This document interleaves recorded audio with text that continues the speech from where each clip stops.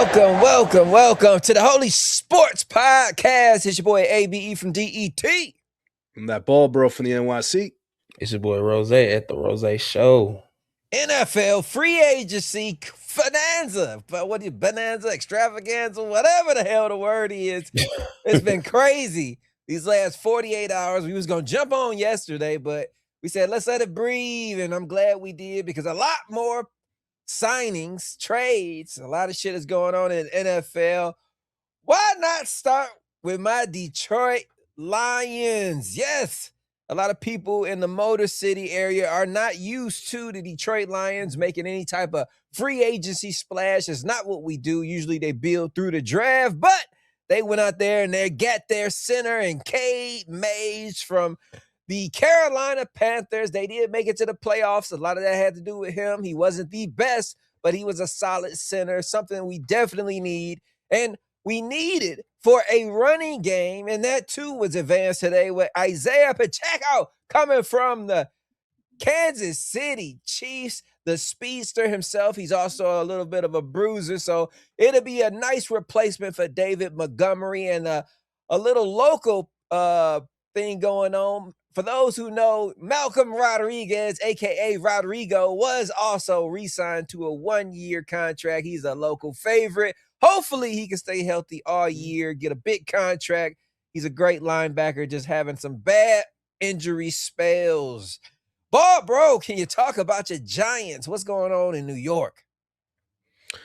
I love our offseason so far. I think the moves that we made, I think both offensively and defensively are the perfect pieces that we need. I mean, we started off big. We needed a big playmaker for Jackson Dart. We got him in Isaiah Likely. I mean, we figured with Harbaugh coming over from the Ravens, some Ravens were going to come over. So Likely coming over, that was a huge addition right there. We picked up Tremaine Edmonds, needed linebacker help badly. We also re-signed Micah McFadden today as well. I'm a huge Micah fan. Him and Tremaine Edmonds will be a good linebacker core going forward. And I love the signing of Greg Newsome the third, 1 year prove it deal right here. I think it's a low risk, high reward signing right here. If he does well, then we will reward him next year. But I think this solidifies us for the draft. Like, we need a legit number one, though. I think we're going to use our fifth overall pick, hopefully on defensive back, and especially corner help. We also picked up our Darius Washington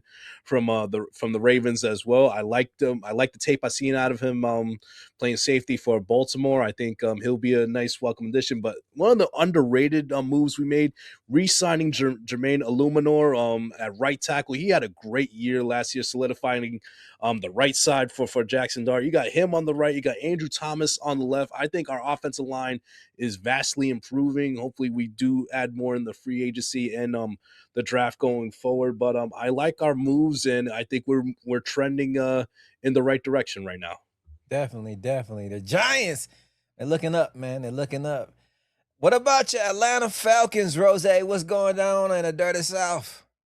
Well, when it comes to Atlanta, really haven't made no big news, man. You know what I'm saying? Big news, what? We signed Nick Folk, Jahan Dotson, Cameron Thomas. We got Austin Hooper back in Atlanta. But nah, man, I think the biggest thing is probably signing Tua Tagovailoa. It's on a 1 year deal. It's not bad. Bunch of Falcon fans say they done with the season, whatever. I don't know. If anything, it'll be exciting to watch. If anything, you got a quarterback duel going on between Tua and Michael Penix. At this point, I would think Tua will probably try to make the best that he can out of this 1 year chance, man. He'll try to go ahead and do his thing. I think, me personally, I know what the Dolphins had. I think this is probably going to be the best full offense he has played in his career. You got Drake London, you got other receivers that can play. You got Kyle Pitts, and of course you got Bijan Robinson, who's amazing at what he does, and he's gonna be probably getting more carries now because Tyler Algier is gone. So, like, I think I really think Tua's gonna have a good season. I mean, worst case scenario is that they lose, and you just end up starting over again. I don't know, but I got faith with Kevin Stefanski, man. I know a lot of people in Atlanta. They just, I don't know. I don't know what they want at this point, man. It's like, man, I don't listen to Atlanta fans no more, man. They want Shadur to be quarterback and all this. And Right. they just, they've been looking for the second coming of Michael Vick forever. So like, Yeah. I just don't think we need that, or I don't even think I want that at this point. But I think Tua Tagovailoa is probably a good pick. I know when I seen it happen. And when I seen him sign, I didn't know how to feel. I didn't really get mad. I didn't really get excited. I was just like, oh, okay. Like, because I think Michael Penix does need somebody to compete with that is actually good enough to push him. And Penix does need somebody that even if Tua doesn't win the thing, Tua still knows a lot of football. So even if he is back up, that is a good person for Michael Penix to go to. Like I say, it is what it is. I don't know what's gonna happen. So We shall I see don't what know. happens in the dirty South. Another surprise signing. A lot of people thought it was the end of Mike Evans, but he pulls off a nice contract. 3 years. He said he got 3 more in the chamber with the San Francisco 49ers. The 49ers are loading up here. They are already stacked. They just had injuries going into the playoffs. Adding some of these key pieces with Mike Evans to help with Brock Purdy and his development as a quarterback, that can only help ball, bro. How you feel about Mike Evans to San Francisco? I mean, well, like you said, they already had good pieces, but it was just health that was the undoing at the end of the season. I mean, when they lost to the Seahawks in the playoffs, but you had a veteran presence there in Mike Evans. I mean, who, if it wasn't for injuries last year, he would have had 1,000 yards in every year of his I'm sure future Hall of Fame career right there. So if he's coming back 100%, I still think he has like a year or two of like, I think, kind of like elite play left, because he's been one of the most consistent receivers in the past decade. So I think especially in that San Francisco offense under Shanahan, with Brock Purdy at quarterback and also Christian McCaffrey, was going to garner a lot of attention. I think Mike Evans is going to do well in the system. Also, if Kittles comes back healthy as well, I think Evans is going to have a lot of space to operate with, and I think he'll fit in fine with San Francisco. It's just health, not just for Evans, but the entire team that's going to determine on the level of success that they'll have in 2026. Roze, how you feel about Malik Willis, the #1 quarterback, free agency on the board, headed to Miami to replace your new guy, Tua Tagovailoa, whatever his last name is. Tua Tagovailoa. Get his name, replacement. get Moana name right. How you feel about his replacement? I mean, man, when it just feel like, first off, man, this whole off season, for some reason, it just came out of nowhere, where people was just like, who's a good quarterback, who's gonna be a good signing? Malik Willis. Right. And it was like, what have we seen from him to say that? Like, what have he had we? a 400-yard game last year. With who? The Packers. Yeah. Right? The Packers. He had that with Romeo Dobbs and everybody. Like, and then he had that against who? A 400-yard game against who? Who that was? Was it? It wasn't the one, because I know he came in and played against Chicago. I don't know. It doesn't I don't know, man. To my point, that's just Miami doing Miami stuff, man. They just paying. They got rid of Tua, and then they done brought in the black Tua. That's all that is. That's just all it is. A lot of people have been saying since he's got drafted that he can be a great quarterback. He can be a great quarterback. He can be a great quarterback. But at some point in time, it's just like, okay, when is it gonna happen? When are we gonna give up on him? He got drafted around the same time. Abe, you would know Hendon Hooker got drafted. Yeah. And they said the same thing about him. And even Detroit was like, man, hey, we gotta wipe our hands with you, cut our losses. But for some reason, it feels like this year, that one game he had, they was like, yeah, that's the guy. That's the guy we got to pay for. That's the guy. Now, I'm not going to lie. That's why I felt good about Tua coming. I was like, okay, all right. Because I was like, okay, Malik Willis can go. Tua can come on because I do trust Tua a little bit more than Malik Willis. This will be the first time he'll be a starter, though. So we'll see. Unless Quinn Ewers beat him in training camp or something like that. So that'll be something to watch. Before we move on, we talked about Miami and Tua. We cannot move on and not mention that Miami releasing Tua gave the Miami Dolphins a damn near $100 million dead cap. 99 million, yeah. That's what I say. Damn near 100, but 100 sounds better. So I'm going 100. Damn near $100 million. Yeah, I mean, it's 100 either way. Cap. Yeah. That's how bad it was for Tua Miami. Like, yeah, like you are so not good for us that we will not spend $100 million this upcoming off season. We just need you to get the hell out of here. If anyone have the most motivation this upcoming year, it should be Tua. Like, damn, they would rather not pay me. They would rather get $100 million of dead money on the books than keep me around. Like, if that don't light a fire under your ass, if this doesn't like put you in like this is last chance territory in Atlanta right there, then nothing will right here. Right. So I mean, hey, if I'm Atlanta, if I'm a Falcons fan, I should look at it like that. Like, he should be coming here motivated, ready to prove the world wrong and prove a point that he was worth that top draft pick all those years ago. I mean, so we'll see. I mean, hey, motivation can be a hell of a desperation can be a hell of a motivator for Tua. We'll see what happens, man. We definitely will. When it comes to this free agency so far, I think the Raiders may have the number one position right now with the signings they had. They picked up the all-star Lindenbaum lineman. They also picked up Nakobe Dean linebacker. They picked up Malcolm Kuntz defensive end. A lot of people sleep on him, 1-year deal. Quiddy got picked up. And some wide receiver help from Jalen Naylor for the young Mendez. What is it? Mendez or Menendez? What is his last name? Mendoza. Yeah. They're going to need some help, and they loaded up. Raiders, Tom Brady looking damn good. Roze, how you feeling about Las Vegas right now? First off, man, they was gonna be the teams with most of the money to spend. It was them. I think they were second behind only the Jets.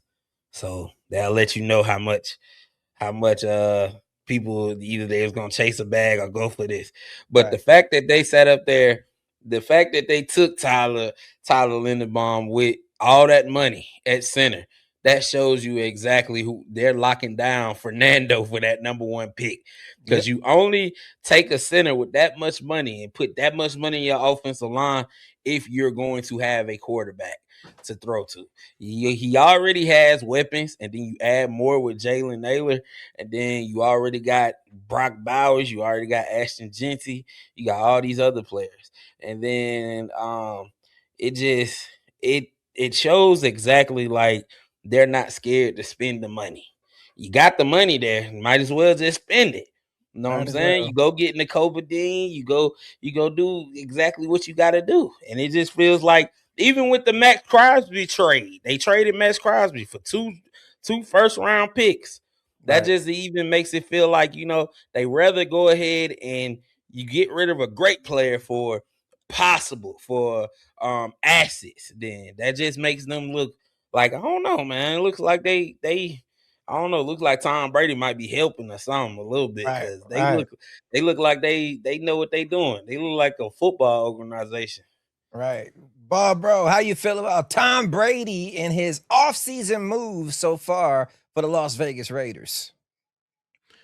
I mean, like Roze just said, like, if it wasn't clear then, it is clear now that everyone has to worry about who's the number 2 pick in the draft, because you pay Lindenbaum 3 years, $81 million, like, to be your center. Like, we all know that they're going to take Mendoza number 1 overall right there. And what I like about the pickups that they did from Quay Walker to Dean and Naylor to pay, like, they spread out the picks, like, to help both sides of the ball and both levels about in the trenches and the secondary and the linebacker and the receiver. They're spreading out the pieces all over the field on offensively to help Mendoza and defensively to help keep the score as low as possible, so you don't put that much pressure on your rookie quarterback right there. So yeah, they are spending a lot of money, but they're spending it in a way that it's all pieces and places that they badly need help, that will immediately affect the outcome of the games right now and put Fernando Mendoza in the best positions to succeed going forward. I mean, so we'll see what happens. I mean, the AFC West is kind of like in a weird place right now because you have Mahomes coming back from an ACL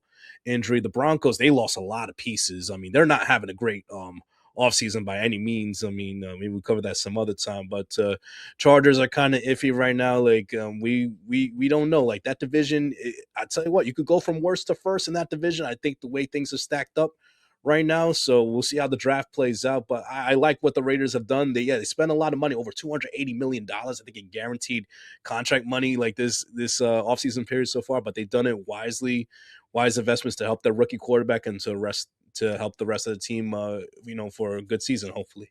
I know you're a Giants fan, but can you help us make sense? What the hell are the Jets doing, and how did Geno get at the helm over there? Listen, like Abe, in post, I want you to try to do this best you can. I need like just army tanks just going across the screen right now, because that's what the Jets are doing right there. You are signing Geno Smith, and the other choice was reportedly Carson Wentz. If those two were your quarterback choices and you landed on Geno Smith, you have told your entire fan base that you are tanking for Arch Manning in 2027.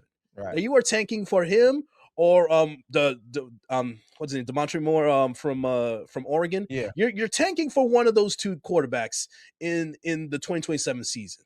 Like, and that's all you're telling your fan base. My God, what a circle of life moment. Like, you literally got knocked out of New York, literally, no pun intended, and then you kind of have a semi resurgence in Seattle, but then you go to Oakland, we know what happens, and then you're back here in the Jets, and it's like it's the most Jets thing that could happen, man. And like I said, if you're a Jets fan, like if you're a Jets fan and you know a Jets fan, like call them up, text them. Hopefully that they're gonna say they're all right, but no, they're not all right. Okay, they not. This is jetting up like on levels over 1,000 right here. I mean, I don't know I don't know how to put this in a positive light. Like you can't convince me that they are not going into the mindset like, man, it is what it is. We got no other options. This quarterback draft after Mendoza kind of sucks, if we're being honest. Like, I mean, there's no other. I think they're tanking for Arch next year.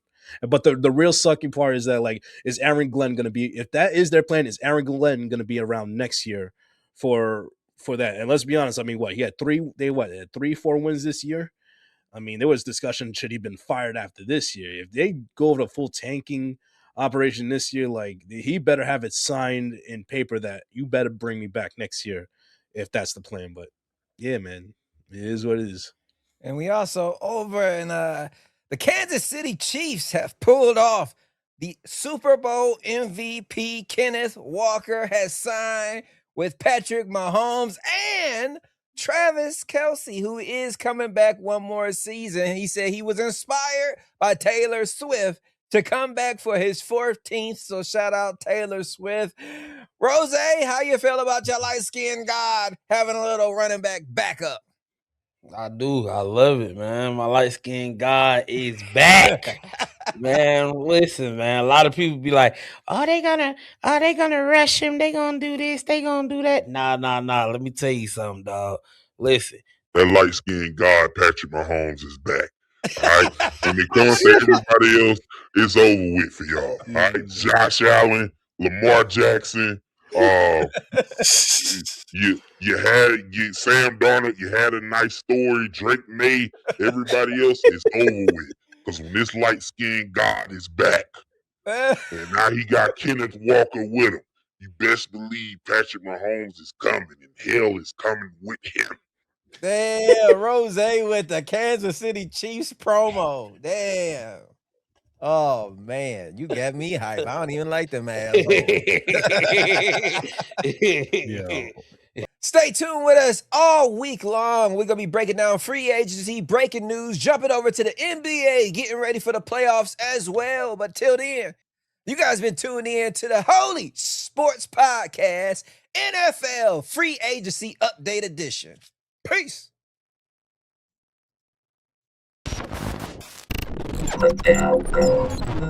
Media.